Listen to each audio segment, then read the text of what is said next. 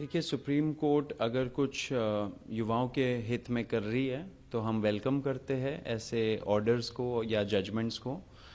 लेकिन supreme court जो कर रही है वो अपने तरीके से कर रही है, अपने आइडिया के हिसाब से कर रही है, वो करते रहे।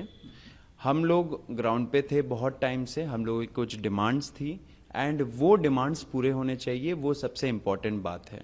हमारा जो एक जो की डिमांड था वो था कि एफआईआर सारे विड्रॉ होंगे सारे प्रोटेस्टर्स के खिलाफ, एंड फ्यूचर में भी कोई ऐसे एक्शन, रिटेलिएटरी मेजर, कोई भी एक्शन सरकार नहीं लेगी किसी भी प्रोटेस्टर के खिलाफ।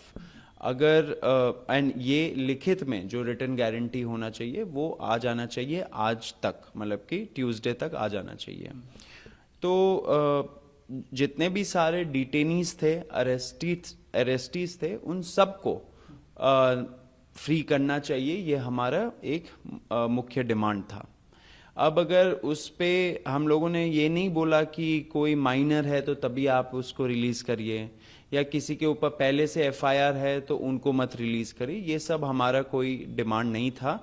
एंड सरकार को भी समझना चाहिए कि हमारा जो डिमांड है वो जैसा गारंटी दिया था, जैसे देश के सामने उस प्रेस कॉन्फ्रेंस में दोनों मिनिस्टर्स ने गवर्नमेंट ऑफ इंडिया के बिहाफ पे जो एग्री किया था, वैसे ही डिमांड आपको रखना पड़ेगा।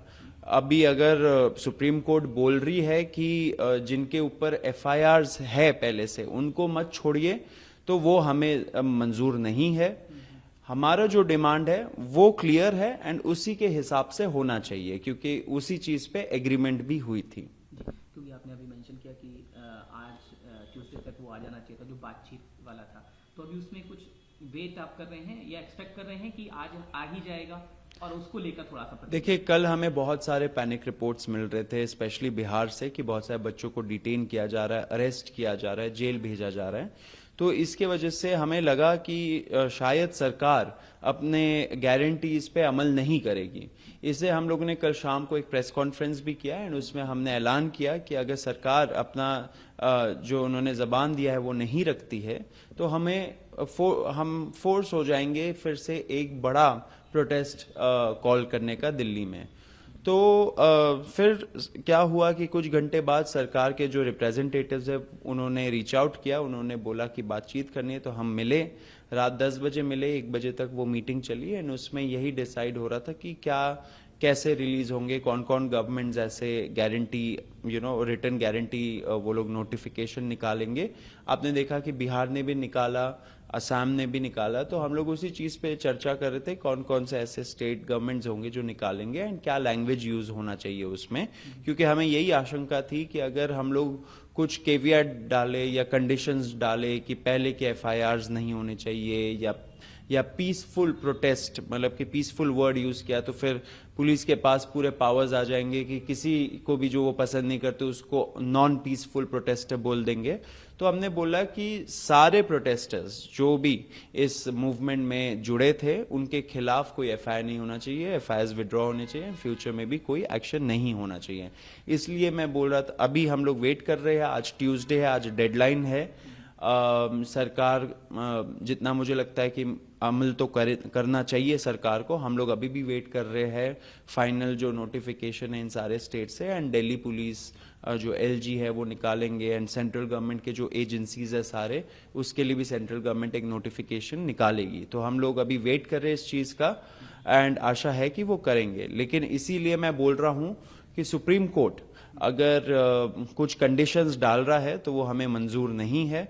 अगर सुप्रीम कोर्ट कुछ भी बोले तो वो in addition to our demands होने चाहिए। हम लोगों ने जो बोला वो होना चाहिए, उसके बाद सुप्रीम कोर्ट जो बोले, जो रिलीफ दे, वो सरकार को कंप्लाई करना चाहिए, ये हमारी डिमांड है। तो इस वक्तव्य से जरूर मैं आपसे ये जरूर पूछना चाहूंगा कि क्या इस पर आप कुछ अपना लीगल स्टैंड ले सकते हैं फ्यूचर में? हो सकता है शायद बात करके ले, या जो भी है पूरे किस चीज पे लीगल स्टैंड? यही अगर सुप्रीम कोर्ट ने जो आप कह रहे हैं कि वो अग्री नहीं है तो उस पर कुछ आप अपनी तरफ से कोई लीगल स्टैंड? देखिए, सुप्रीम कोर्ट का जो भी ऑर्डर हो ऑफ कोर्स वो मानना तो पड़ेगा, लेकिन सरकार को ये नहीं पिक एंड चूज वाला नहीं होना चाहिए सरकार को कि सुप्रीम कोर्ट ने कुछ बोला तो अब हमें वो मानना पड़ेगा। जो आपने अश्योरेंस और गारंटी दिया देश भर के सामने, युवाओं को, सारे प्रेस के सामने, वो सबसे पहले आप निभाओगे, उसके बाद जो भी सुप्रीम कोर्ट बोले, जो भी कुछ रिलीफ या ऑर्डर दे, वो फिर आप मानोगे। ये है बोलने का मतलब। और एक आखिरी सवाल आपसे मैं जरूर पूछूंगा, पॉलिटिकल रिएक्शन इसके बाद आपने देखे होंगे बहुत सारे आ रहे हैं, सीजेपी को लेकर तमाम, है ना, इस तरह के, और जेन जी को लेकर भी आ रहे हैं, क्योंकि देखिए प्रोटेस्ट पूरा तरह से जेन जी को लेकर ही चर्चा में जेन जी ही रहा। कंगना रनौत है एक्ट्रेस और साथ साथ पॉलिटिशियन है, बीजेपी की सांसद हैं, उन्होंने जेन जी को लेकर ये कहा है कि जेन जी का मतलब जो है जेन जनरेशन गटर, ये सब उन्होंने कहा है, प्रधानमंत्री को गाली देने वाला कहा है। तो अगर आप इस पर कोई प्रतिक्रिया देना चाहें, क्या कहेंगे इस तरह की? अगर देखिए, कंगना रनौत जी को अब उनके पार्टी वाले ही ज्यादा नहीं पूछते हैं, ज्यादा सीरियसली नहीं लेते हैं उनको, तो हम लोग भी क्यों सीरियसली ले? मुझे नहीं लगता जेन जी में या जेन अल्फा में या कोई भी यंगर जनरेशन में उनको सीरियसली कोई लेता है या उनकी बात सुनता है। वो पॉलिटिशियन है, नेता बन गई है। उनके तो कुछ वीडियोस भी थे जहाँ पे वो हिमाचल में जब अपने सीट में उन्होंने विजिट किया था, तो उन्होंने बोला था कि मैंने सोचा था कि थोड़ा बहुत ही काम करना पड़ेगा, यहाँ पे तो इतना ज़्यादा काम करना पड़ता है एमपी बन के। तो ये उनका सीरियसनेस दिखाता है। वो हमें अनसीरियस जनरेशन बोल रही है, लेकिन उनका सीरियसनेस उन्होंने ही खुद को एक्सपोज कर दिया था।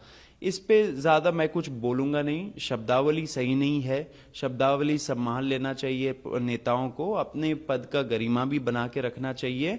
आपसे कई गुना ज़्यादा जेनजी ने इस देश के लिए किया है, कर रहे हैं। इस देश के लोकतंत्र में भरोसा फिर से जगाने का काम जेनजी ने किया है, आपने नहीं किया है, तो ये आप जरूर याद रखिए। प्रभातखबर.com, विश्वास वही, रफ्तार नहीं।